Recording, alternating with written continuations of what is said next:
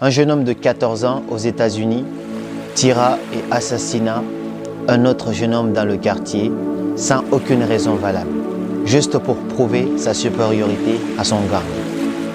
Il fut arrêté, jugé avant d'être condamné. Tout le quartier était choqué. Mais durant tout ce temps, la mère du gosse qui avait été tué n'avait pas dit un seul mot, parce que c'était son fils unique. Elle était complètement abasourdie. Et lors du jugement, la dame, elle était là. Pendant tout le jugement, elle n'avait pas dit un seul mot. Et puis à un moment, elle se lève, elle s'approche du jeune homme et puis lui dit calmement, « Je vais te tuer ».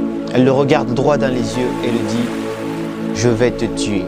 Et puis le jeune homme fut transporté en prison. Il resta en prison pendant plusieurs mois. Personne n'est jamais venu lui rendre visite. Même pas le chef du gang pour lequel il voulait prouver sa supériorité. Et puis un jour, tout d'un coup, il reçoit une visite. C'était la mère du jeune homme qu'il avait assassiné. Lorsqu'il a vu la dame, il a eu peur. Ensuite, la dame lui dit, « Non, ne t'inquiète pas, je suis venu juste pour prendre de tes nouvelles et puis t'apporter quelques cigarettes. » Et quelques mois plus tard encore, la dame commençait à venir petit à petit. Parce que depuis que le gars il était en prison, personne ne le visitait parce qu'il n'avait pas de famille. Et la dame commençait à venir régulièrement. À chaque fois qu'elle venait, elle lui apportait des petits cadeaux, des cigarettes, essayant de comprendre la mentalité du jeune homme qui a tué son seul et unique fils. Et puis, quelques années plus tard, le jeune homme avait 18 ans. Il n'allait pas tarder à sortir de prison. La dame vient lui rendre visite et puis lui pose des questions.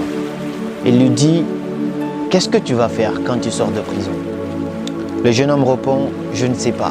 Je ne sais absolument pas ce que je veux faire de ma vie. J'ai aucun membre de ma famille. » Il lui dit, « D'accord, j'ai un ami qui gère une usine à côté de chez moi. Est-ce que ça te dirait que je te trouve un emploi là, que tu travailles là ?» Le jeune homme dit, « Oui, je veux bien. » Ensuite, il lui dit, « Mais où tu vas habiter ?» Le jeune homme dit, « Je ne sais pas, je n'ai aucune idée. Je n'ai pas de famille, j'ai personne. » Il lui dit, « J'ai un petit espace chez moi, j'ai une petite chambre chez moi. Est-ce que tu veux habiter là-bas également ?» Le jeune homme accepte ça aussi, il dit oui. Et puis les années passées, le jeune homme habitait maintenant chez la dame, il travaillait, il avait commencé à avoir une situation stable et beaucoup plus équilibrée.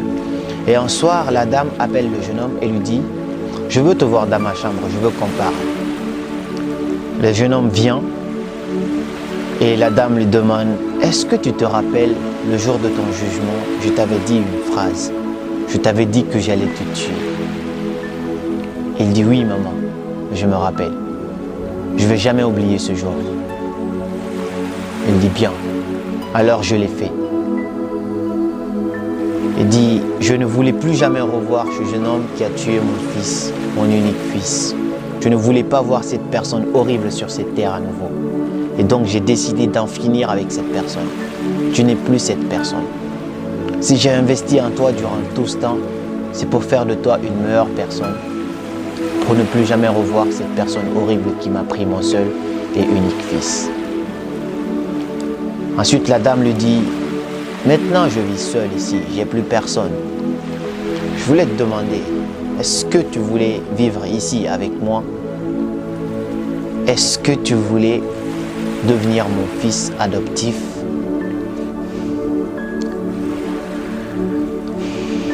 Le jeune homme lui dit, « Oui. Je veux bien. » Et elle devient la mère de l'assassin de son fils. La mère qui n'avait jamais eu auparavant.